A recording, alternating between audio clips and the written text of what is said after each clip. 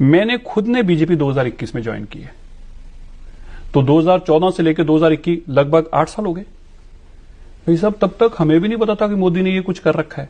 ये तो जब हमें उसकी किताब में पढ़ाई गई, कागज हमने पूछा भाई ये अगर कर रखा तो इसको अंदर क्यों छुपा के रखा है? बताते क्यों? इसको छुपा के क्यों रखा हुआ है अंदर? मैं अगर एक सांस में आपको बताऊं यार, मैं हैरान हूं कि अभी तक हम ये बातें ही नहीं देश तक पहुंचा पाए।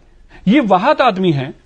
आज देश के अंदर एक राष्ट्रीय दिवस मनाया जाता है, 26 जनवरी 15 अगस्त राष्ट्रीय दिवस है। किसी धर्म के नाम पे कोई राष्ट्रीय दिवस नहीं है। 80% इस मुल्क में हिंदू रहते हैं जिनका भगवान श्री राम और श्री कृष्ण में विश्वास है, लेकिन उनके नाम से भी भारत के अंदर कोई राष्ट्रीय दिवस नहीं है। 4 साहिबजादों के नाम पे, जो छोटे साहिबजादे शहीद हुए उनके नाम पे राष्ट्रीय दिवस है। पूरा राष्ट्र उस दिन को मनाता है। ये मोदी की सोच है।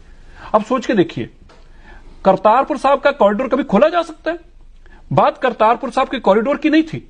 बात यह थी कि पाकिस्तान के साथ लड़ाई लड़ने वाला मोदी, जो एक बात कहता है मैं देश झुकने नहीं दूंगा, वो करतारपुर का कॉरिडोर 2019 में यह कहकर खोलता है कि यार गुरु नानक देव पातशाह जी का दिन है, इससे ऊपर कुछ नहीं हो सकता, इसमें हमें ना देश और लड़ाई में नहीं जाना चाहिए, बॉर्डर में, इसमें हम चाहे झुकें चाहे कुछ हो, इसको खोलना है। कभी कोई खोल पाया?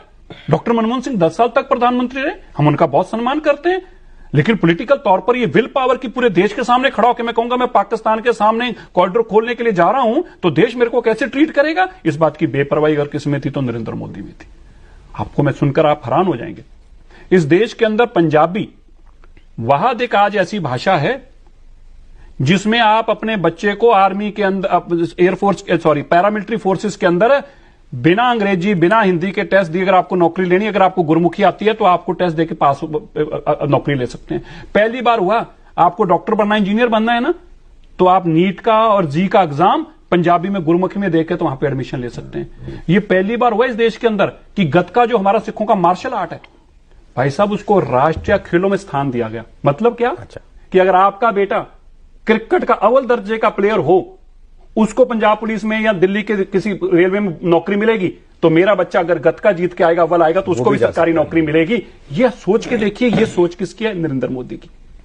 मैं मानता हूं कि जो कुछ मैं, ये तो आपको छोटी छोटी बातें बताई। हाँ जी। 1984 के कत्लेआम वाले लोगों को यह कहकर कहना कि इनको जेल में डालेंगे, 30-30 साल पुराने केस निकालकर सजाए मौत हुई।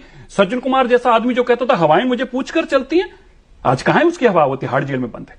कमलनाथ जैसे आदमी, जगदीश टाइटलर जिनके केस बंद कर चुके थे 30-30 साल पहले, अरे विटनेस को खड़ा करके खुलेंगे और तुम्हारे पे कार्रवाई होंगी। ये जज्बा किसके अंदर है?